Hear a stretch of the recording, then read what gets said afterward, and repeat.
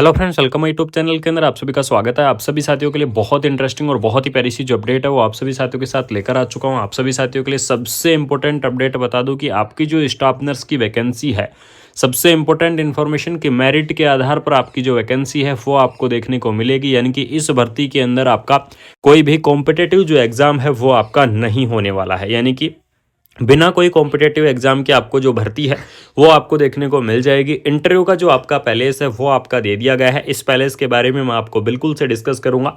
सबसे पहले देख लीजिएगा, आपको यहाँ पर जो पोस्ट का नेम है वो आपको प्रोवाइड करवाया गया है। रिक्रूटमेंट का जो शेड्यूल आपका क्या रहेगा, यानी कि इंटरव्यू आपका कब रहेगा, वो चीज़ आपको दे दी गई है। असेंशियल क्वालिफिकेशंस आपकी क्या रहेगी, सैलरी आपकी क्या रहेगी, सारी चीज़ें आपको यहाँ पर प्रोवाइड करवा दी गई हैं। कंप्लीटली इन्फॉर्मेशन आपको दूंगा, कंप्लीटली अपडेट आपको मैं प्रोवाइड करवाऊंगा कि इस भर्ती के अंदर कौन कौन कैंडिडेट अप्लाई करेंगे। सबसे पहले पोस्ट का नाम देख लीजिएगा, क्लस्टर कोऑर्डिनेटर की आपकी जो पोस्ट है वो आपको यहाँ पर देखने को मिल जाएगी। और क्लस्टर कोऑर्डिनेटर की इस पोस्ट के अंदर जो कैंडिडेट है, BDS candidate, MDS candidate, MBBS जो कैंडिडेट है वो इस वैकेंसीज को क्या करेंगे, अप्लाई कर पाएंगे। यानी कि इस भर्ती के लिए यहाँ पर क्या रहेंगे, एलिजिबल्स रहेंगे। उसके बाद में आपको यहाँ पर डिस्ट्रिक्ट टेक्निकल ऑफिसर की जो पोस्ट है वो आपको प्रोवाइड करवाई गई है, जिसके अंदर BDS candidate, BMS candidate, MSc nursing candidate क्या करेंगे, इस वैकेंसीज के लिए एलिजिबल्स रहेंगे, पोस्ट को अप्लाई कर पाएंगे। उसके बाद में आपको यहाँ पर टेक्निकल ऑफिसर की जो पोस्ट है वो आपको प्रोवाइड करवाई गई है। और टेक्निकल ऑफिसर की इस पोस्ट की अगर यहाँ पर मैं बात करूँ तो इसके अंदर देख लीजिएगा, बीडीएस और एमडीएस जो कैंडिडेट हैं वो इस वैकेंसीज के लिए क्या रहेंगे, यहाँ पर एलिजिबल्स रहेंगे। सैलरी आपको 45,000 से 60,000 के बीच में जो आपको सैलरी है वो आपको देखने को मिल जाएगी। उसके बाद में आपको यहाँ पर स्टाफ नर्स की पोस्ट है वो आपको प्रोवाइड करवाई गई है। और स्टाफ नर्स की इस पोस्ट की अगर यहाँ पर मैं बात करूँ तो इसके अंदर देख लीजिएगा, जो जीएनएम कैंडिडेट हैं वो इस वैकेंसीज को अप्लाई करेंगे, बीएससी नर्सिंग कैंडिडेट हैं वो इस वैकेंसीज को अप्लाई करेंगे, या फिर इससे इक्विवेलेंट वाले जो कैंडिडेट।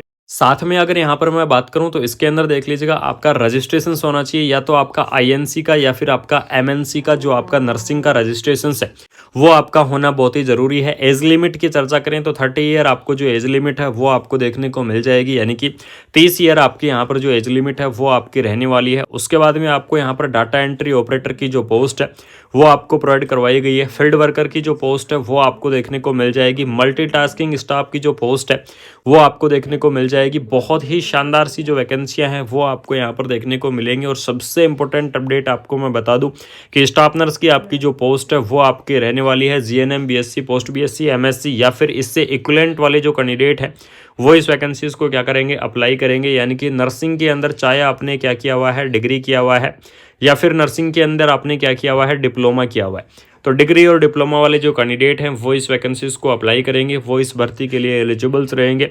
डाटा एंट्री ऑपरेटर के लिए आपके पास कंप्यूटर का नॉलेज होना जरूरी है। अगर आपके पास कंप्यूटर का नॉलेज है तो बिल्कुल से आप यहाँ पर इस वैकेंसीज के लिए एलिजिबल्स रहेंगे। साथ में आपको जो एमटीएस की पोस्ट है वो भी आपको यहाँ पर क्या की गई है, प्रोवाइड आपको करवाई गई है। ठीक है, इसके अंदर देख लीजिएगा, आपको यहाँ पर दिया गया है कि रिक्रूटमेंट की जो आपकी प्रोसेस है, यानी कि रिक्रूटमेंट प्रोसेस में इंक्लूड आपका यहाँ पर इंटरव्यू देख लीजिएगा। इंटरव्यू के आधार पर आपका जो सिलेक्शन है वो आपको देखने को मिलेगा। यानी कि आपकी ये जो भर्ती है ये आपकी रहेगी इंटरव्यू के आधार पर। तो जो भी इंटरेस्टिंग कैंडिडेट हैं, जो भी इस वैकेंसीज को अप्लाई करना चाहते हैं, तो उन साथियों को मैं बता दूँ कि आपको जो डॉक्यूमेंट्स वेरिफिकेशन की जो प्रोसेस है वो आपकी साथ करवाई जाएगी। इसलिए आपको ओरिजिनल डॉक्यूमेंट्स है वो आपके ओरिजिनल डॉक्यूमेंट्स ज़रूर से लेके जाने हैं। यानी कि आपको ओरिजिनल डॉक्यूमेंट्स साथ लेके जाने होंगे। इसके अलावा आपकी क्वालिफिकेशंस, आपका experience, candidate advise to carry their resume, यानी कि सबसे इंपॉर्टेंट चीज़ आपका सीवी, यानी कि आपका जो रिज्यूम है वो रिज्यूम आपको साथ लेके जाना है। और आप सभी साथियों को मैं बता दूं कि जो आप रिज्यूम तैयार करवाओगे उस रिज्यूम के अंदर इस चीज़ का ध्यान रखना, एक इम्पोर्टेंट यानी कि एक बहुत ही अच्छे तरीके से आपको क्या करना है, जो रिज्यूम है उसको आपको यहाँ पर तैयार करना है। यानी कि एक रिज्यूम को बहुत अच्छे तरीके से आपको तैयार करना होगा, जिससे कि आपको यहाँ पर जो अपडेट है वो आपको कम्प्लीटली दिखें। जो भी आपके क्वालिफिकेशंस हैं वो आपको यहाँ पर कम्प्लीटली देखने को मिल जाएंगी। और यहाँ पर देख लीजिएगा, जो वैकेंसी है टाटा मेमोरियल सेंटर या फिर आपका Homi Bhabha cancer hospital and research centre की तरफ से जो वैकेंसी है वो आपको दे दी गई है। 27 दिसंबर का आपका ये जो नोटिफिकेशन है, ये नोटिफिकेशन आपका जारी किया गया था। यानी कि 27 दिसंबर को आपका नोटिफिकेशन रिलीज हुआ था।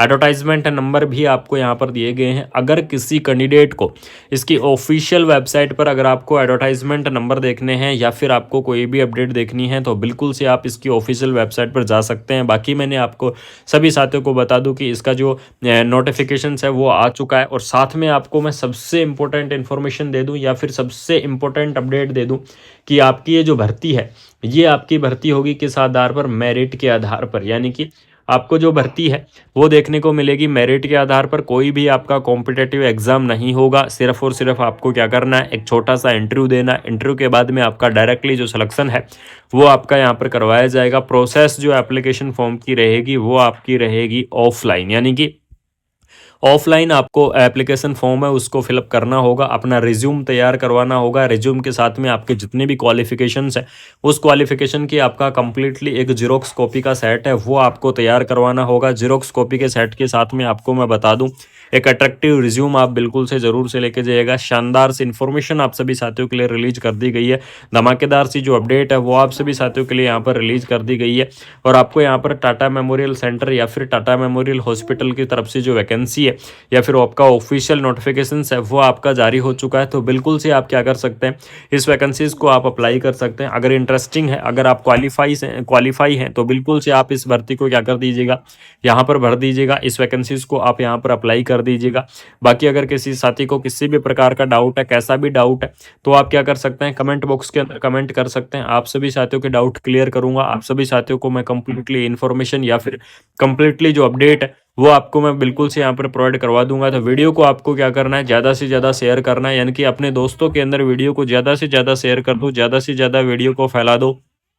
चैनल को सब्सक्राइब करके बेल आइकन को प्रेस कर लो। जिन साथियों ने अभी तक चैनल को सब्सक्राइब नहीं किया है या फिर जो साथी पहली बार चैनल के साथ जुड़े हुए हैं उन साथियों को मैं बता दूं कि चैनल को सब्सक्राइब करके बेल आइकन को प्रेस कर लेना। बाकी मिलते हैं कोई नई अपडेट के साथ, कोई शानदार सी इन्फॉर्मेशन के साथ। Thank you so much. जय हिंद, जय। इसकी आपकी जो पोस्ट है वो आपकी रहने वाली है GNM, BSc, post BSc, MSc या फिर इससे इक्विवेलेंट वाले जो कैंडिडेट है वो इस वैकेंसीज को क्या करेंगे, अप्लाई करेंगे। यानी कि नर्सिंग के अंदर चाहे आपने क्या किया हुआ है, डिग्री किया हुआ है, या फिर नर्सिंग के अंदर आपने क्या किया हुआ है, डिप्लोमा किया हुआ है, तो डिग्री और डिप्लोमा वाले जो कैंडिडेट हैं वो इस वैकेंसीज को अप्लाई करेंगे, वो इस भर्ती के लिए एलिजिबल्स रहेंगे। डाटा एंट्री ऑपरेटर के लिए आपके पास कंप्यूटर का नॉलेज होना जरूरी है। अगर आपके पास कंप्यूटर का नॉलेज है तो बिल्कुल से आप यहाँ पर इस वैकेंसीज के लिए एलिजिबल्स रहेंगे।